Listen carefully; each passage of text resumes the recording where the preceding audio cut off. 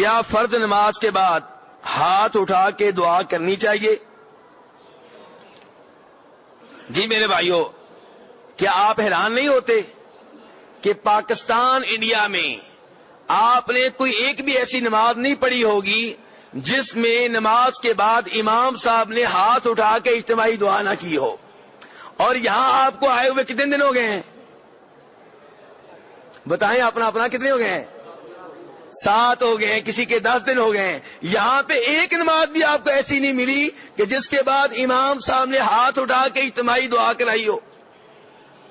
حیران ہونے والی بات ہے کہ نہیں ہے؟ ہے کہ نہیں؟ تو اب پھر کیا کرنا چاہیے؟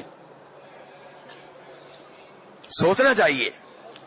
کئی لوگ کہتے ہیں بھی وہ نماز کیا، اس نماز کا فائدہ کیا جس کے بعد اللہ سے مانگے نا۔ یہ بھی ایک عقلی بات ہے۔ کہتے ہیں نماز کا فائدہ کیا جس کے بعد ہاتھ اٹھا کے اللہ سے مانگے نہیں۔ وہ نماز کیا ہے؟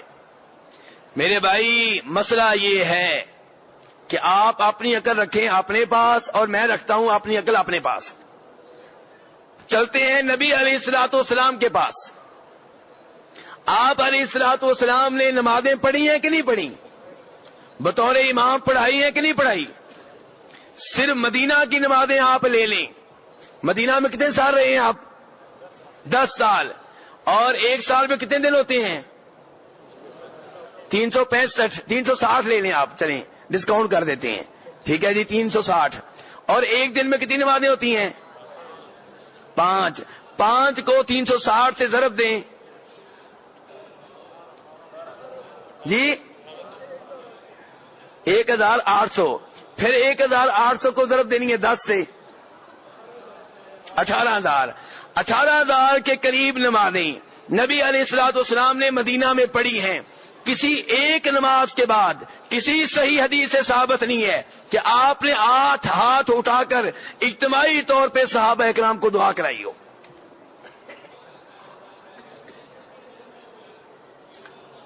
اب آتے ہیں آپ کی عقلی دلیل کی طرف۔ کہتے ہیں جی اس نماز کا فائدہ کیا جس کے بعد دعا نہ ہو؟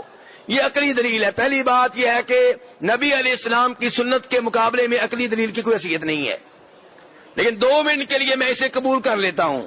تو میرے بھائی دعا جو ہے جتنی سجدے میں قبول ہوتی ہے نماز میں قبول ہوتی ہے، اتنی نماز کے بعد قبول نہیں ہوتی۔ تو نماز ساری دعا ہی تو ہے، سورہ فاتحہ دعا ہے۔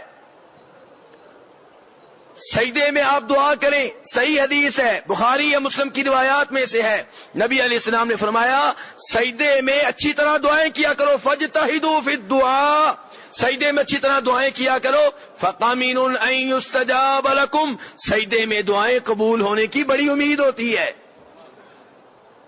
ایسے ہی نبی علیہ السلام فرماتے ہیں تشہد میں سلام پھیرنے سے پہلے فرمایا جو چاہو دعا کرو، جو چاہو۔ اور لیکن یہ دعا ہوگی عربی میں۔ آپ کہیں گے ہم پنجابی ہیں، ہم پشتو ہیں، ہم انگریز ہیں، تو عربی تو ہمیں آتی نہیں، اب کیا کریں؟ میرے بھائی اس کا بھی حل موجود ہے۔ آپ کو کئی ایک دعائیں آتی ہیں، ان میں سے کوئی دعا آپ اس موقع پہ کر لیں۔ مثلا والدین کے لیے دعا کرنا چاہتے ہیں تو والدین کے لیے عربی میں کوئی دعا آپ کو آتی ہے کہ نہیں آتی؟ جی پڑھیں، رب ارحمہما کما ربیانی صغیرا کر لیں۔ اور ویسے بھی آپ پہلے سے کر رہے ہیں رب اجعلنی مقیم الصلاۃ، یہ آپ لوگ پڑھتے ہیں کہ نہیں پڑھتے؟ تو یہ کیوں پڑھتے ہیں؟ یہ بھی تو آپ پڑھتے ہیں نا۔ ایسے ہی میرے بھائی آپ کو اس سے آسان نسخہ بتا دیتا ہوں، ربنا آتنا فی الدنیا حسنہ وفی الآخرۃ حسنہ وقنا عذاب النار، یہ دعا کس کو نہیں آتی؟ سب کو آتی ہے، اور جو بھی آپ نے مانگنا ہو اس دعا میں موجود ہے، جو بھی آپ کو چاہیے اس دعا میں موجود ہے۔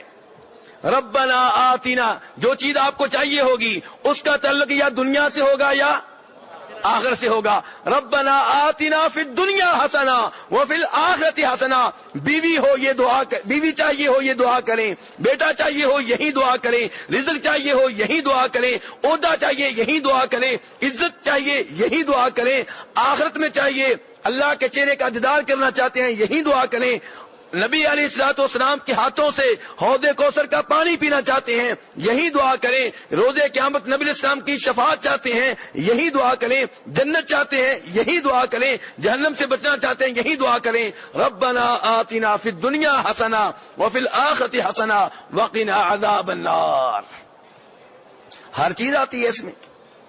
تو اس لیے میرے بھائی نماز میں دعا کریں. باقی رہا نماز کے بعد، تو نماز کے بعد نبی علیہ السلام کیا کرتے تھے آپ جانتے ہیں؟ ہم دو کام کرتے ہیں، نبی علیہ السلام وہ دونوں کام نہیں کرتے تھے. ہم یا تو فوری طور پہ دعا کرتے ہیں یا ہم سنتے پڑھنی شروع کر دیتے ہیں. ایسے ہی ہے نا. نبی علیہ الصلوۃ والسلام ہر نماز کے بعد آرام سے بیٹھ کر ذکر اذکار کرتے تھے.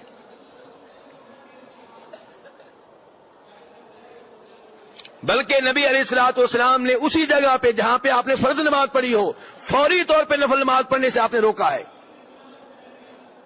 آپ نے کیا درمیان میں فاصلہ ہونا چاہیے، گفتگو کر لیں یا جگہ تبدیل کر لیں. تو آج افسوس سے کہنا پڑتا ہے ہمارے پاک و ہند کے کئی لوگ نماز کے فوراً بعد سنتے شروع کر دیتے ہیں.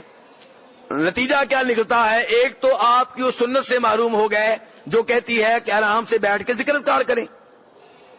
دوسرا نماز جنازہ سے رہ گئے. اور نماز جنازہ کا کتنا ثواب ہے؟ اونٹ پہاڑ کے برابر. کتنے کلو ہوگا اونٹ پہاڑ؟ 13 کلو. میں کلو میٹر نہیں پوچھ رہا، وزن پوچھ رہا ہوں. کتنا ہوگا؟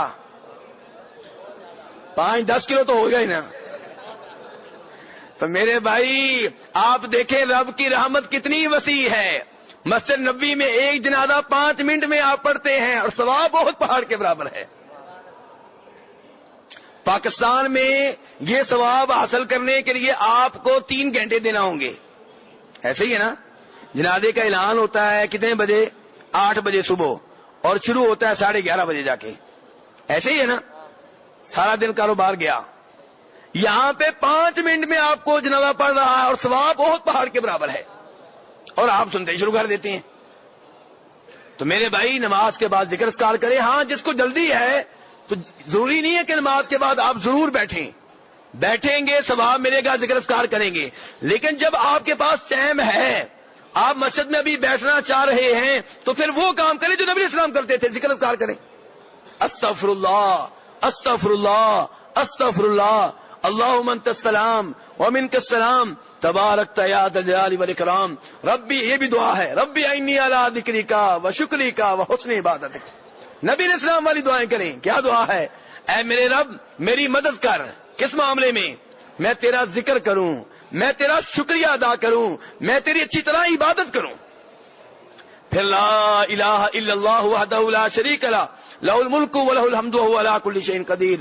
اللہم لا مانع لما اعطیت ولا معطی لما منعت. اللہ اکبر. کتنی عظیم دعائیں ہیں میرے بھائیوں جن سے ہم محروم رہ جاتے ہیں. کیا دعا ہے؟ اے اللہ جو تو دینے پہ آئے دنیا کی کوئی طاقت روک نہیں سکتی، اور جو تو روک لے دنیا کی کوئی طاقت دے نہیں سکتی. جو اللہ روک لے قبر والا لے کر نہیں دے سکتا، فوت شدہ بزرگ لے کر نہیں دے سکتے. رب جب نہ کر دے تو دنیا کی کوئی طاقت رب کو منوا نہیں سکتی. اس کے بعد کیا؟ 33 مرتبہ سبحان اللہ. جو میرے بھائی پہلے نہیں کرتے دھیان سے سنیں. 33 مرتبہ سبحان اللہ پڑھیں. 33 مرتبہ الحمدللہ. 34 بار. ایک دفعہ آیت الکرسی، ایک دفعہ سورۃ الفلق، ایک دفعہ سورۃ الناس، ایک دفعہ سورۃ الاخلاص. میرے بھائی ہر نماز کے بعد یہ اذکار کریں، نبی علیہ السلام کی سنت پہ عمل کریں. اور مجھے افسوس سے کہنا پڑتا ہے کہ جو نماز کے بعد اذکار کے لیے بیٹھتے ہیں انہوں نے بھی غلط طریقے اختیار کر لیے ہیں. کیا کرتے ہیں جی؟ لا الہ الا اللہ ہو الا اللہ الا اللہ لا الہ الا اللہ. یہ کیا ہو رہا ہے بھائی؟ کیا نبی علیہ السلام ایسے کرتے تھے؟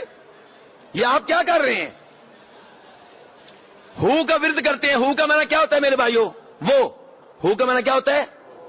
اگر میں آپ کا نام آپ کی طرف اشارہ کر کے کہنا شروع کر دوں وہ یہ کیا ہے؟ میرے بھائی افسوس کا مقام ہے، افسوس کا مقام ہے. یہ ہم اللہ کا ذکر کر رہے ہیں یا نعوذ باللہ اللہ کا مذاق اڑا رہے ہیں؟ یا کیا کہنا شروع کر دیں گے؟ اللہ اللہ اللہ. میرے بھائی کوئی بات کریں کیا؟ اللہ کہیں اللہ اکبر. اللہ ہر چیز سے بلند ہے، پوری بات کریں. الحمدللہ، ہر قسم کی تعریف اللہ کے لیے ہے. سبحان اللہ، اللہ ہر عیب سے پاک ہے. لا الہ الا اللہ، معبود برحق صرف ایک اللہ ہے. لیکن یہ اللہ اللہ کے آگے بات کیا کہنا چاہتے ہیں آپ؟ کیا نبی علیہ الصلوۃ والسلام نے کبھی تنہا اللہ کا ذکر کیا؟ کبھی بھی نہیں. کیا آپ نے ہو کا ذکر کیا؟ کبھی بھی نہیں. کیوں ہمیں شوق چڑھ گیا ہے نبی علیہ السلام کے طریقے کو چھوڑ کے دوسرے طریقے اپنانے کا؟ اور جب روکیں بھائی کہتے حرج کیا ہے؟ میرے بھائی آپ نے نبی علیہ السلام کو نبی مانا ہے، عبادت اللہ کی کریں، طریقہ عبادت آپ کا اختیار کریں. جو جملے آپ نے کہے، جو کلمات آپ نے کہے، وہ ہمیں کیوں نہیں اچھے لگتے؟ ہم کیوں دائیں بائیں بھاگتے ہیں؟ شیطان ہمیں کیوں ادھر ادھر لے کر جاتا ہے؟ تو میرے بھائیوں، اس لیے اس انداز سے اذکار کریں جس انداز سے پیارے حبیب علیہ الصلوۃ والسلام کرتے.